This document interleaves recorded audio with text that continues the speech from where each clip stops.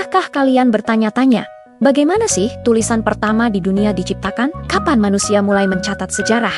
Bukan hanya menceritakannya dari mulut ke mulut. Hari ini, kita akan melakukan perjalanan kembali ke masa lalu. Sekitar 5.000 tahun yang lalu, ke sebuah tempat yang dikenal sebagai tempat lahirnya peradaban. Selamat datang di Mesopotamia, tanah di antara dua sungai, Eufrat dan Tigris.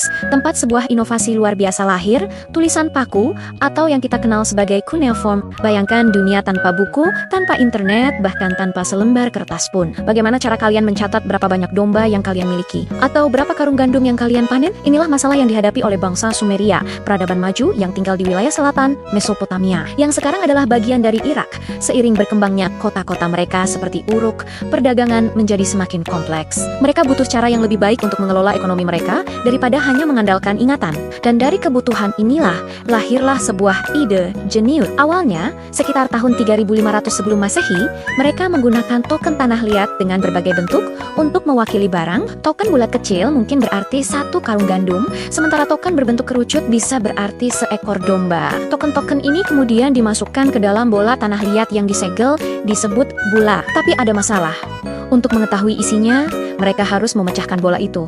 Repot sekali kan? Lalu muncul terobosan berikutnya. Kenapa tidak menekan token-token itu ke permukaan bola tanah liat sebelum disegel? Dan gen begitu, mereka bisa melihat jejak isinya dari luar. Lama-kelamaan, mereka sadar. Kenapa harus repot-repot memasukkan token ke dalam? Kenapa tidak langsung saja membuat gambar atau simbol dari barang-barang itu di atas lempengan tanah liat yang datar? Inilah cikal bakal tulisan yang sesungguhnya. Sekitar tahun 3200 sebelum Masehi, sistem ini berevolusi.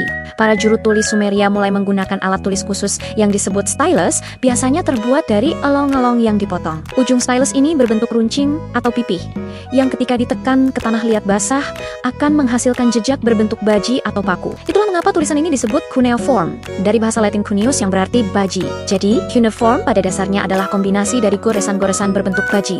Awalnya, cuneiform bersifat piktografis, artinya setiap simbol adalah gambar sederhana dari objek yang diwakilinya. Gambar kepala sapi berarti sapi, gambar gelombang air berarti air, sederhana kan? Tapi sistem ini punya keterbatasan. Bagaimana cara kalian menulis sesuatu yang abstrak, seperti cinta, sedih, atau nama seseorang?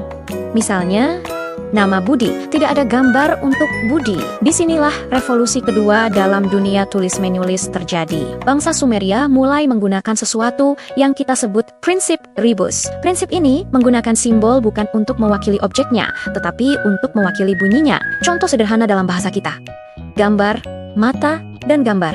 Hari bisa digabungkan untuk menulis kata matahari.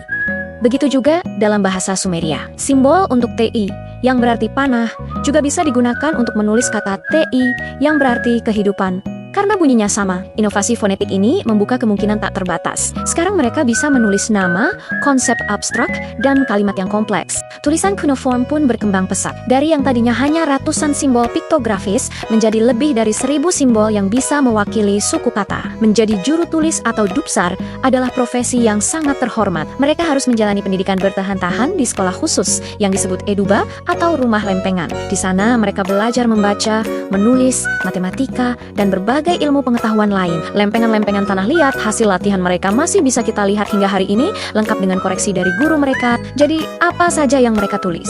Awalnya, seperti yang kita bahas, untuk catatan administrasi, daftar pajak, tanda terima barang, kontrak perdagangan. Tapi seiring berjalannya waktu, cuneiform digunakan untuk segala hal. Mereka menulis hukum, seperti kode Hammurabi yang terkenal, yang diukir di sebuah tugu batu besar. Mereka menulis surat pribadi, resep masakan, bahkan keluhan pelanggan. Ada sebuah lempengan terkenal dari seorang pria bernama Nani yang mengeluh kepada seorang pedagang bernama An-Nasr tentang kualitas tembaga yang dikirimkan kepadanya. Ini mungkin ulasan pelanggan pertama dalam sejarah. Lebih dari itu, cuneiform menjadi media untuk merekam sastra. Kisah-kisah epik, mitos para dewa, dan hemna pujian, semuanya diabadikan di atas tanah liat. Yang paling terkenal tentu saja adalah epos Gilgamesh, sebuah karya sastra monumental yang menceritakan petualangan Raja Gilgamesh dari Uruk dalam pencariannya akan keabadian. Kisah ini bahkan memuat cerita tentang banjir besar yang sangat mirip dengan kisah Nabi Nuh. Berkat lempengan-lempengan ini, kita bisa mendengar suara orang-orang Sumeria, memahami keyakinan mereka,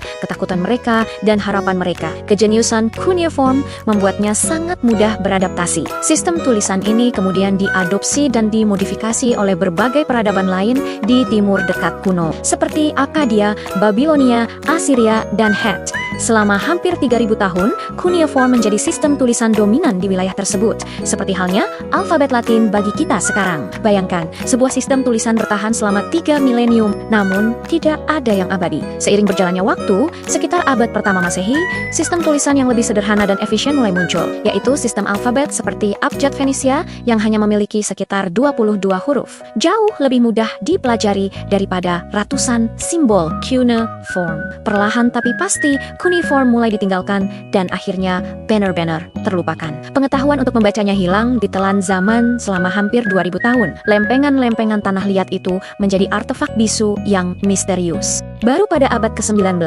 para sarjana Eropa mulai berjuang untuk memecahkan kode rahasia ini. Melalui kerja keras, perbandingan dengan teks-teks dalam bahasa lain, dan sedikit keberuntungan, mereka berhasil menguraikan misteri cuneiform. Salah satu kunci utamanya adalah prasasti Behistun di Iran, yang berisi teks yang sama dalam 3 bahasa berbeda yang menggunakan cuneiform Persia kuno, Elam, dan Babilonia. Dengan memecahkan kode Persia kuno yang lebih sederhana, mereka perlahan bisa membaca yang lainnya. Sejak saat itu, dunia yang telah lama hilang kembali terbuka. Kita bisa membaca langsung sejarah, hukum, dan cerita dari peradaban paling awal di dunia.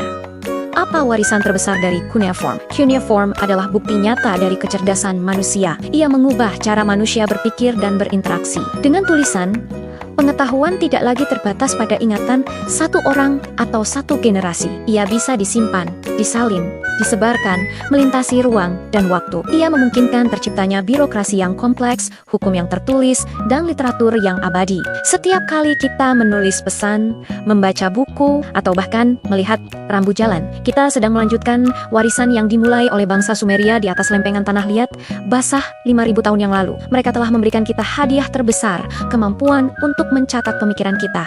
Dari goresan baji di atas tanah liat hingga ketukan jari di layar ponsel kita, esensinya tetap sama. Sebuah upaya untuk berkomunikasi, untuk mengingat, dan untuk meninggalkan jejak kita di dunia. Tulisan paku Sumeria mungkin terlihat kuno dan rumit, tapi ia adalah langkah pertama dalam sebuah perjalanan panjang yang membawa kita ke dunia informasi modern saat ini. Sebuah langkah kecil di atas tanah liat, sebuah lompatan raksasa bagi umat manusia. Jadi, lain kali kalian menulis sesuatu, ingatlah para juru tulis Sumeria yang dengan sabar menekan stylus mereka ke lempengan tanah liat. Memulai sebuah revolusi yang gemanya masih kita rasakan hingga detik ini. Terima kasih sudah menonton video ini sampai akhir. Jika kalian suka dengan konten sejarah seperti ini, jangan lupa untuk menekan tombol like, subscribe, dan nyalakan lonceng notifikasinya agar tidak ketinggalan video kami selanjutnya. Tulis juga di kolom komentar, penemuan kuno apa lagi yang ingin kalian kita bahas bersama. Sampai jumpa di video berikutnya.